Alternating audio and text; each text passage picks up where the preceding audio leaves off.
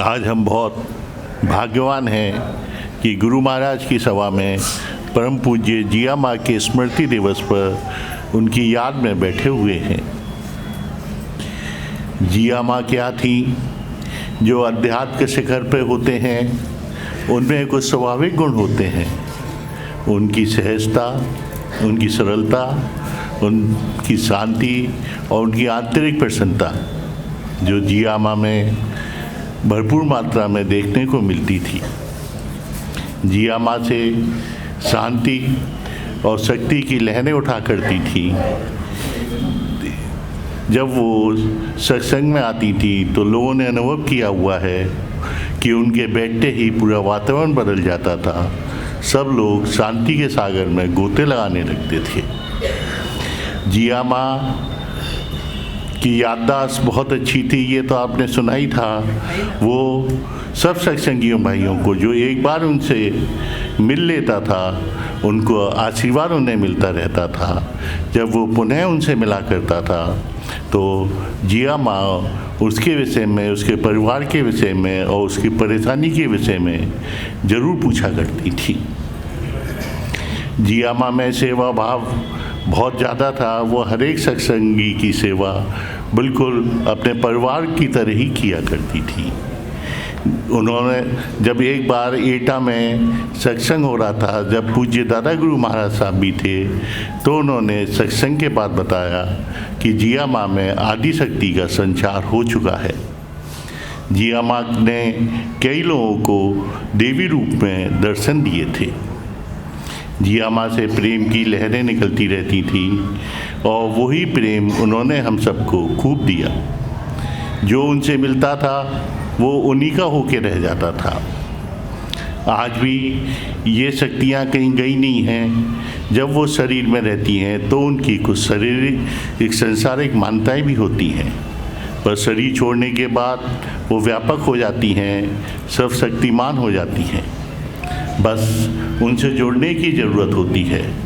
हम उनसे कैसे जुड़ें? जुड़ने का मतलब है कि वो हमारी याद में रहें।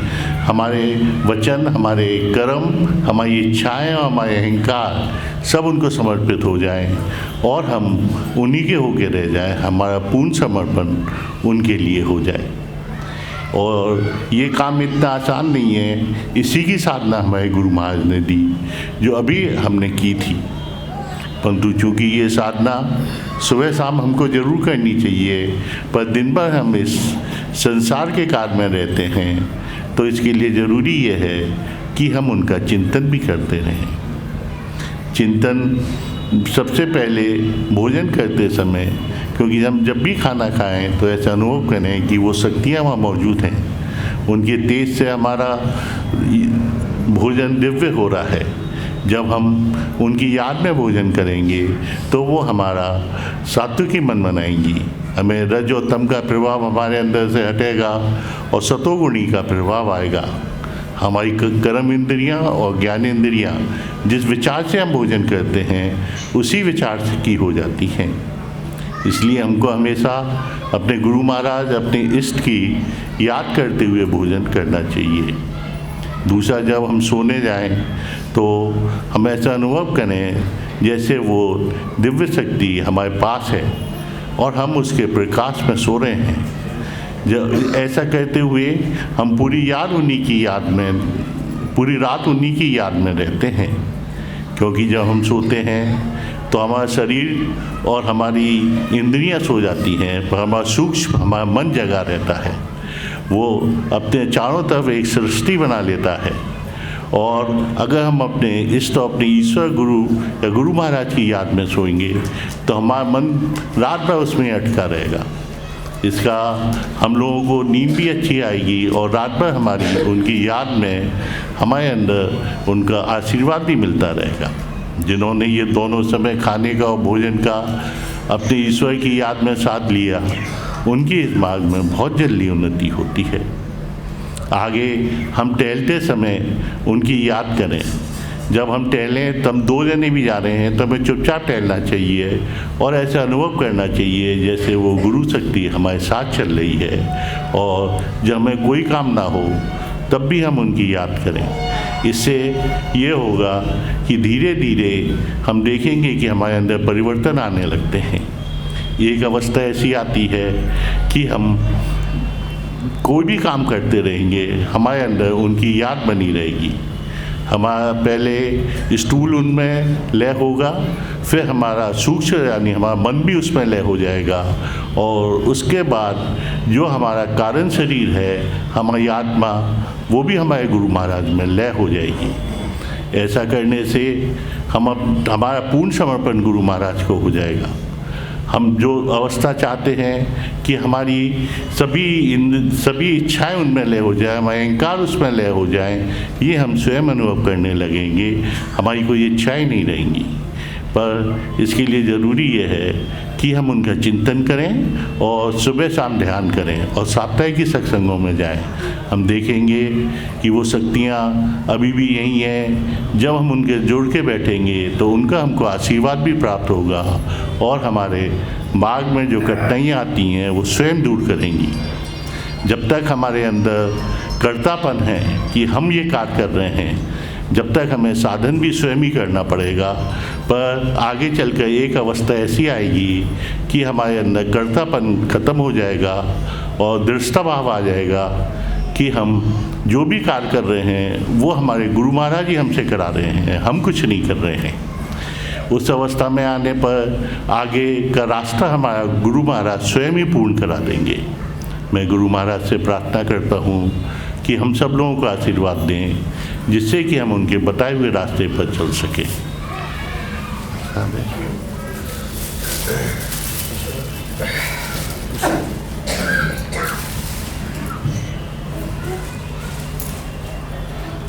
जैसा कि आप सुन रहे थे कि जब हम सब मिलकर जब हमें भोजन को अपने ईश्वर, अपने इष्ट को अर्पित कर देते हैं तो दिव्य हो जाता है। यहाँ हम सब लोग मिल के बड़े भाव से इस नैवेद्य को गुरु महाराज को अर्पण कर दें और उनसे प्रार्थना करें कि इसे स्वीकार करके हम सभी लोगों को आशीर्वाद प्रदान करें।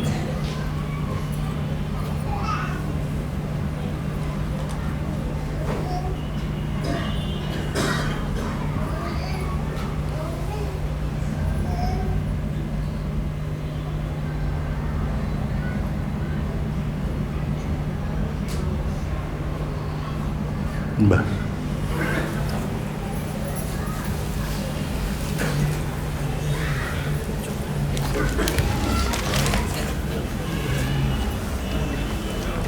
बोल रहे थे, बोलो।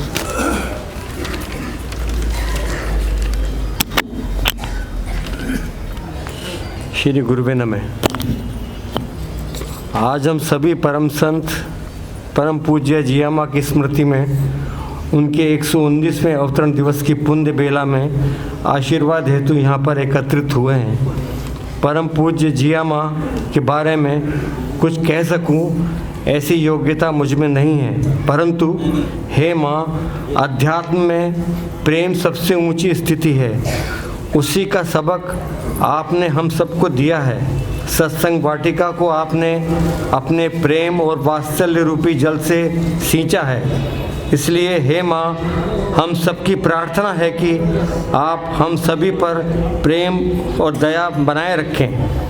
आज इस पावन बेला में परम पूज्य परम संत श्री आलोक भैया जी के उपस्थित होकर हम सभी को अपने आशीर्वाद से अनुग्रहित किया है। विगत कई वर्षों से हम सभी की इच्छा थी कि परम पूज्य श्री आलोक भैया जी हमें दर्शन देकर कृतार्थ करें। आज हम सब का परम सौभाग्य है कि आप हमारे बीच उपस्थित हैं। हम परम पूज्य श्री सुनीति जी के भी बड़े आभारी हैं, जिन्होंने हमको सहयोग दिया और हमारा मार्ग प्रशस्त किया। सभी सत्संगी परिवारजन आपको दिल से आभार प्रकट करते हैं। हम परम पूज्य सुनील जिया जी व दीदी, परम पूज्य पचौरी जिया जी व दीदी गुड़गांव से आई, परम पूज्य बीबी दीदी एम जिया जी एवं सत्संग में पधारे समस्त आचार्य गणों का हम दिल से आभार प्रकट करते हैं एवं प्रार्थना करते हैं कि आपकी दया और दृष्टि हम सब पर बनी रहे। गुरुवे नमः। दाता तू अनाउंसमेंट कर दीजिए। एक गाड़ी खड़ी है 3732, उसको डालेंगे, पेड़ कट रहा है 3732। कौन सी गाड़ी है? 3732। एक गाड़ी पीछे खड़ी हुई 3732, उसको हटा ले, वहाँ पेड़ कट रहा है शायद 3732। और एक भजन होगा, उसके बाद में सभी लोग अब भोजन ग्रहण करेंगे। पूछो ना, चरण स्पर्श चरण स्पर्श कब करवा? भोजन के पहले चरण स्पर्श के दाम करवा भाई साहब बैठा देंगे और जीजा जी अभी करवा दे। भोजन से पहले। हाँ, भोजन से पहले करवा दे, अभी करवा दे, अभी ना। एक भजन के बाद में सभी लोग जो है चरण स्पर्श के लिए आप आ सकते हैं और उसके बाद भोजन हो जाएगा एक भजन के बाद में। ठीक।